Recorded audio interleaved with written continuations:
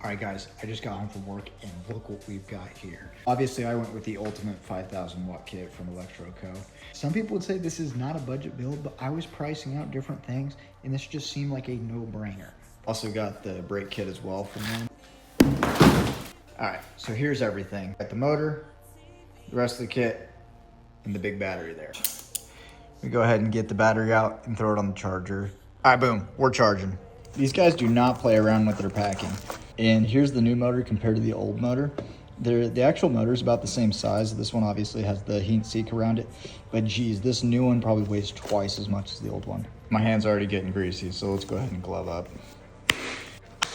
These grips are nice. They're just all black, but they're actual Pro Taper grips, which is sweet. Might be a little in over my head here, guys. This is a lot of parts. I'm gonna go ahead and get the motor mounted up, so let's get right into that.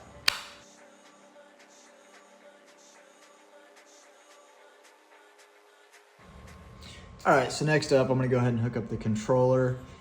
Everything's color coded, so I'll just screw those right in and then hook up the battery cable as well, which is just red for positive, black for negatives.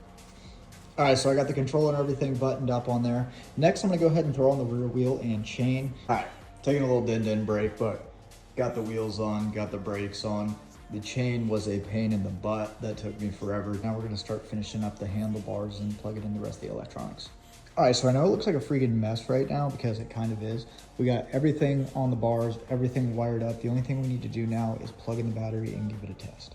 So I plugged in the connector and it made a pop sound. Wires don't feel hot or anything. I'm gonna turn it on.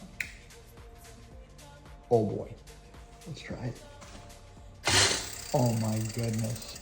All right, so I'm gonna get everything buttoned up and cleaned up and we're gonna take it for a ride.